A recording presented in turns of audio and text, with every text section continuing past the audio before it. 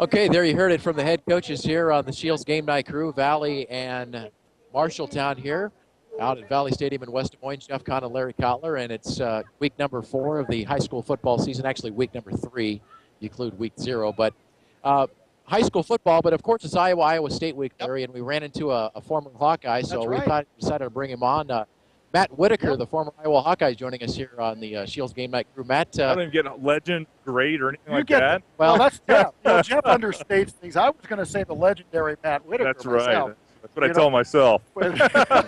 Former Hawkeye linebacker. You played when? Which years? 88 to 92. All played right. on the last Rose Bowl team, which is surprising to say after almost 20 years, but played on some great teams. Played in that 10-1-1 team that finished 5th. Well, in the top 10 certainly, but we were ranked as high as 4th or 5th during that season. It's a good time. Well, you never lost a game to Iowa State, right? No, I was 5-0. You're right. Never lost to Iowa State. And, used to play against one of my closest friends from high school named Chris Peterson was their quarterback. Sure. And he and I had grown up together in Ankeny, and he went to Iowa State and I went to Iowa. So that game always meant a lot to me.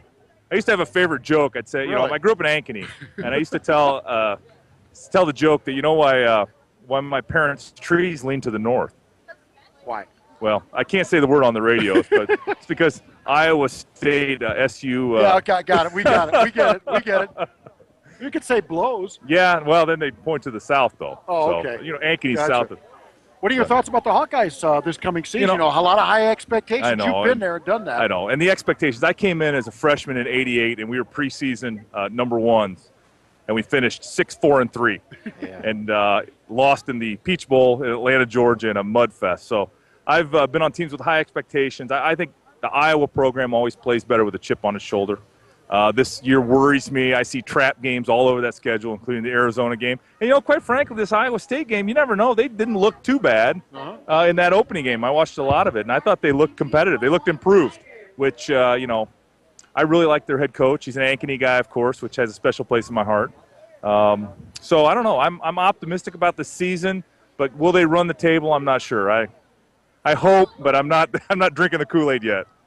Matt Whittaker joining us here on the Shields Game Night Crew, the former Hawkeye, of course, Hawkeye Cyclone game week here in Iowa City tomorrow. Matt, what are some of your thoughts about the quarterback at Iowa, Ricky Stanzi? Everybody kind of held their breath last week when he went down, which turned out to be nothing. But, as an Iowa fan or as any Hawkeye fans out there knows a lot relies on the quarterback for the Hawkeyes. Yeah, anymore the game of football is becoming the quarterback position is even more important than it has ever been.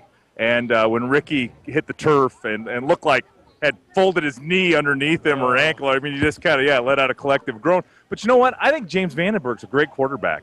And I think, but for Ricky Stanzi being such a winner and a game day player, I think Vandenberg, would certainly step up. And he looked pretty good, I thought, against Ohio State for having about a week's worth of practice with the ones. So I think they have 2 good quarterbacks. That's one of their strongest positions. But certainly Ricky Stanzi, and I'd much prefer him right now, quarterback running that team. So what's your prediction for tomorrow?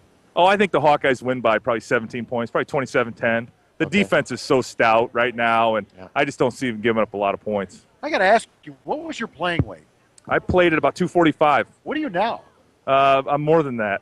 Really? Because you look in great shape. You look pretty good. It's just in different places. Well, thank you. Maybe that's a big shirt. I don't know. Yeah, it is. I have a good tailor who can hide some of my problems. And you got some kids here. I do. I'm coaching a 7th grade West Des Moines football team, and I got a lot of my 49er team here. And they look pretty good. We just that's why you got done with practice. Yeah. Okay. I'm the head coach of the West Des Moines 7th grade 49ers. Now, we took a team of select team that included 9 of my 49ers up to a tournament in Minnesota, up north of the Twin Cities, and we went 4-0.